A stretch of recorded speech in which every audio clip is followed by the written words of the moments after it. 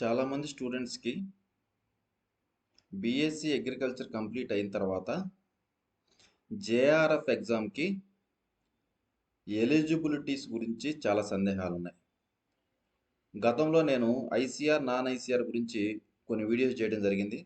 ఆ వీడియో చేసిన వాళ్ళందరూ కూడా జేఆర్ఎఫ్ ఎగ్జామ్ ఎలిజిబిలిటీ గురించి చాలా సందేహాలు అడగడం కూడా జరుగుతుంది. దానికోసం ప్రత్యేకంగా ఈ వీడియో చేయడం జరుగుతుంది. మీకు ఆ స్టూడెంట్స్ ఏమడిగారు అంటే, ప్రజెంట్ అగ్రికల్చర్ బీఎస్సీ సంబంధించి కౌన్సిలింగ్ జరిగింది కాబట్టి ఆ కౌన్సిలింగ్లో బాపట్ల ఎంజీ రంగాలో సీట్ రాలేదు. కానీ బాపట్ల ఎంజీ రంగాకు సంబంధించి ఎఫిలివేటెడ్ కాలేజెస్ 6 ప్రైవేట్ కాలేజెస్ ఉన్నాయి ఆంధ్రప్రదేశ్లో. ఆ 6 ప్రైవేట్ కాలేజెస్లో అడ్మిషన్ తీసుకొని జాయిన్ అయితే బీఎస్సీ కంప్లీట్ అయిపోయిన తర్వాత ఎంఎస్సీ చేయటానికి ఆంధ్రప్రదేశ్లో ఉన్న కాలేజెస్లో జేఆర్ఎఫ్ ఎగ్జామ్ ద్వారా మనం అడ్మిషన్ తీసుకోవచ్చా, తీసుకోలేమా? ఆ కాలేజెస్లో చదివితే జేఆర్ఎఫ్ ఎగ్జామ్ ద్వారా ఎంఎస్సికి ఎలిజిబిలిటీ ఉందా లేదా అనేది ప్రత్యేకంగా అడుగుతున్నారు. అయితే ఇప్పుడు మనం చూద్దాం. బాపట్ల ఎంజీ రంగా కాలేజీకి ఐసీఆర్ ఉంది. ఐసీఆర్ ఉంది కాబట్టి బాపట్ల ఎంజీ రంగాలో చదువుతున్నటువంటి స్టూడెంట్స్ ఎవరికైనా సరే జేఆర్ఎఫ్ ద్వారా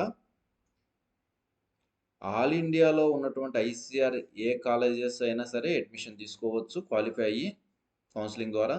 అట్లానే ఆంధ్రాలో ఉన్నటువంటి ఎంఎస్సికి జేఆర్ఎఫ్ ఎగ్జామ్ ద్వారా సీటు తీసుకోవడం అనేది తీసుకోవచ్చు 100%. అట్లానే జాబ్స్కి సంబంధించి ఆంధ్రప్రదేశ్లో అన్ని గవర్నమెంట్ జాబ్స్కి, సెంట్రల్లో ఉన్నటువంటి అన్ని గవర్నమెంట్ జాబ్స్కి ఎలిజిబిలిటీ ఉంది. సెకండ్, బాపట్ల ఎంజీ రంగాలో సీట్ రాలేదు బీఎస్సీ అగ్రికల్చర్కి. బాపట్ల ఎంజీ రంగాకు సంబంధించినటువంటి 6 ఎఫిలివేటెడ్ ప్రైవేట్ కాలేజెస్లో సీట్ వచ్చింది. ఈ 6 ప్రైవేట్ కాలేజెస్లో కనుక బీఎస్సీ అగ్రికల్చర్ చదివితే జేఆర్ఎఫ్కి మరి ఎలిజిబిలిటీ ఉందా లేదా? ఈ 6 కాలేజెస్లో కనుక మీరు అడ్మిషన్ తీసుకొని బీఎస్సీ కంప్లీట్ చేస్తే జేఆర్ఎఫ్ ఎగ్జామ్ రాయడానికి ఎలిజిబిలిటీ ఉంది.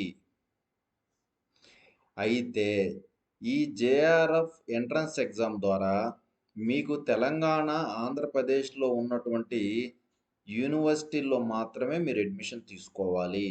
జేఆర్ఎఫ్ ఎంట్రన్స్ ఎగ్జామ్లో మీకు వచ్చినటువంటి ర్యాంక్ ఆధారంగా మీకు కౌన్సిలింగ్ ద్వారా ఈ 2 స్టేట్లో మాత్రమే సీట్ అలాట్ చేస్తారు మెరిట్ బేసిస్ మీద.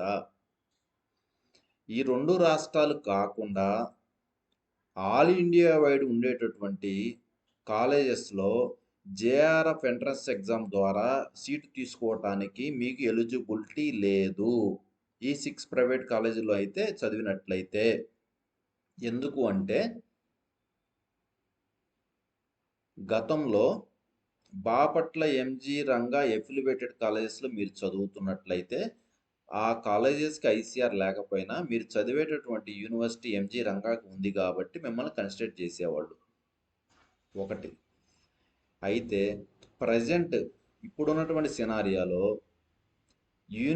ఏ ఎఫిలివేటెడ్ యూనివర్సిటీయే కాదు, మీరు చదువుతున్న కాలేజీ కూడా ఐసీఆర్ ఉంటే మాత్రమే మీకు జేఆర్ఎఫ్ ఎగ్జామ్కి ఎలిజిబిలిటీ ఇస్తాము. జేఆర్ఎఫ్ ఎగ్జామ్ ద్వారా ఆల్ ఇండియా వైడ్ సీటు తీసుకోవడానికి అర్హత ఉండిద్ది అని చెప్పేసి ఐసీఆర్ ప్రకటించడం జరిగింది.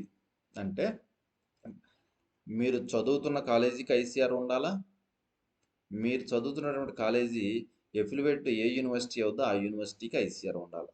2 ఉన్నట్లయితే ఆల్ ఇండియా వైడ్ మీరు ఐసీఆర్ ఎగ్జామ్ ద్వారా ఆల్ ఇండియా వైడ్ ఏ కాలేజీలో సీట్ తీసుకోవడం జరుగుతుంది.